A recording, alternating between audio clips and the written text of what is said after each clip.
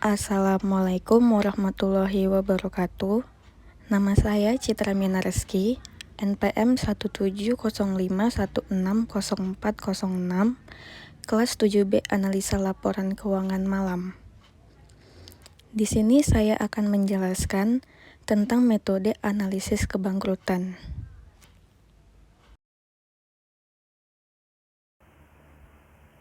Pengertian kebangkrutan. Kebangkrutan biasanya diartikan sebagai kegagalan perusahaan dalam menjalankan operasi perusahaan untuk menghasilkan laba dan dapat membuat perusahaan tidak mampu lagi melunasi kewajiban jangka pendek dan utang-utangnya yang ada di berbagai tempat yang telah jatuh tempo. Namun kebangkrutan sebagai kegagalan didefinisikan juga dalam beberapa arti. Pertama, kegagalan ekonomi. Kegagalan dalam arti ekonomi biasanya berarti bahwa perusahaan kehilangan uang atau pendapatan perusahaan tidak menutup biayanya sendiri. Ini berarti tingkat labanya lebih kecil dari biaya modal atau nilai sekarang dari arus kas yang diharapkan. Bahkan kegagalan dapat juga berarti bahwa pendapatan atas biaya historis dari investasinya lebih kecil daripada biaya modal perusahaan. Yang kedua, kegagalan keuangan. Kegagalan keuangan bisa diartikan sebagai insolvensi yang membedakan antara dasar arus kas dan dasar saham. Kebangkrutan dapat disimpulkan sebagai suatu keadaan atau situasi di mana perusahaan gagal atau tidak mampu lagi memenuhi kewajiban-kewajiban kepada debitur karena perusahaan mengalami kekurangan dan ketidakcukupan dana untuk menjalankan atau melanjutkan usahanya, sehingga tujuan ekonomi yang ingin dicapai yaitu profit. Sebab dengan laba yang diperoleh, perusahaan bisa digunakan untuk mengembalikan pinjaman, bisa membiayai operasi perusahaan, dan kewajiban-kewajiban yang harus dipenuhi bisa ditutup dengan laba atau aktiva yang dimiliki. Faktor-faktor penyebab kebangkrutan. Ada 3 faktor penyebab terjadinya kebangkrutan. Yang pertama, ada sistem perekonomian. Dalam sistem perekonomian, di mana roda perekonomian lebih banyak dikendalikan oleh persaingan bebas, maka dunia usaha akan terbagi menjadi 2 golongan, yaitu perusahaan tradisional dan perusahaan yang memanfaatkan teknologi.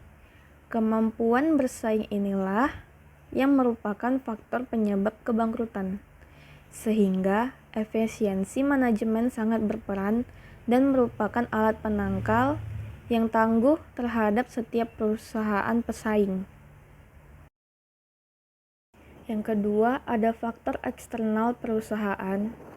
Kesulitan dan kegagalan yang mungkin dapat menyebabkan kebangkrutan suatu perusahaan kadang-kadang berada di luar jangkauan manajemen perusahaan. Berbagai faktor tersebut antara lain, yang pertama persaingan bisnis yang ketat, yang kedua berkurangnya permintaan terhadap produk atau jasa yang dihasilkan, yang ketiga turunnya harga jual terus-menerus, yang keempat terakhir ada kecelakaan atau bencana alam yang menimpa perusahaan. Yang ketiga terakhir, ada faktor internal perusahaan. Kebangkrutan perusahaan dapat dicegah melalui berbagai tindakan dalam perusahaan itu sendiri. Faktor-faktor internal ini biasanya merupakan hasil dari keputusan dan kebijaksanaan yang tidak tepat di masa lalu dan kegagalan manajemen untuk berbuat sesuatu pada saat yang diperlukan. Faktor-faktor yang menyebabkan kebangkrutan perusahaan secara intern adalah yang pertama, terlalu besarnya kredit yang diberikan kepada debitur atau pelanggan. Yang kedua, manajemen yang tidak efisien. Yang ketiga, penyalahgunaan wewenang dan kecurangan-kecurangan. Indikator-indikator kebangkrutan. Yang pertama, indikator dari lingkungan bisnis. Indikator dari lingkungan bisnis ini, pertumbuhan ekonomi yang rendah menjadikan indikator yang cukup penting pada lemahnya peluang bisnis. Apalagi jika di saat yang sama banyak perusahaan baru yang memasuki pasar. Besarnya perusahaan tertentu menjadi sebab mengecilnya perusahaan yang lain. Yang kedua, indikator internal. Manajemen tidak mampu melakukan perkiraan bisnis dengan alat analisa apapun yang digunakan, sehingga manajemen kesulitan mengembangkan sikap proaktif, lebih cenderung bersikap reaktif, dan oleh karena itu biasanya terlambat mengantisipasi perubahan. 3. Indikator kombinasi. Seringkali perusahaan yang sakit disebabkan oleh interaksi ancaman yang datang dari lingkungan bisnis dan kelemahan yang berasal dari lingkungan perusahaan itu sendiri. Jika disebabkan oleh keduanya, biasanya membawa akibat yang lebih kompleks dibanding yang disebabkan oleh salah satu saja. Metode analisis kebangkrutan menurut Altman Z-Score. Metode Altman Z-Score adalah suatu alat yang memperhitungkan dan menggabungkan beberapa rasio-rasio keuangan tertentu dalam perusahaan dalam suatu persamaan diskriminan yang akan menghasilkan skor tertentu yang akan menunjukkan tingkat kemungkinan kebangkrutan perusahaan. Metode Altman Z-Score menggunakan berbagai rasio untuk menciptakan alat prediksi kesulitan. Karakteristik rasio tersebut digunakan untuk mengidentifikasi kemungkinan kesulitan keuangan masa depan. Kesulitan keuangan tersebut akan tergambar pada rasio-rasio yang telah diperhitungkan. Terdapat 5 rasio-rasio keuangan yang digunakan dalam metode ini. Altman Z-Score menemukan 5 jenis rasio keuangan. Salah satu di antaranya dikemukakan oleh Darson, yaitu WCTA atau Working Capital to Total Asset atau modal kerja dibagi total aset. Yang kedua ada RETA atau Retained Earning to Total Asset atau laba ditahan dibagi total aktiva. Yang ketiga EBITDA atau Earning Before Interest and Taxes to Total Asset atau laba sebelum pajak dan bunga dibagi total aktiva. Yang keempat ada MVEBVL atau Market Value of Equity to Book Value of Liability atau nilai pasar sekuritas dibagi dengan nilai buku utang. Dan yang terakhir, yang kelima ada STA atau Sales to Total Asset atau penjualan dibagi total aktiva.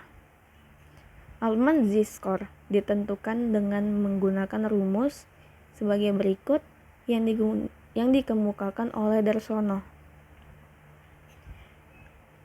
Rumusnya yaitu Z sama dengan 1,2 atau WCTA ditambah 1,4 atau RETA ditambah 3,3 atau EBITDA ditambah 0,6 atau MVEBVL ditambah 1 STA. Metode analisis kebangkrutan menurut Springett Score. Model Springett yang dikenal untuk memprediksi kebangkrutan perusahaan di masa-masa mendatang dengan melihat dari sisi laporan keuangan, dapat digunakan sebagai suatu sarana bagi pihak-pihak yang berkepentingan dalam menganalisis dan mengevaluasi kondisi dan kinerja satu atau beberapa perusahaan.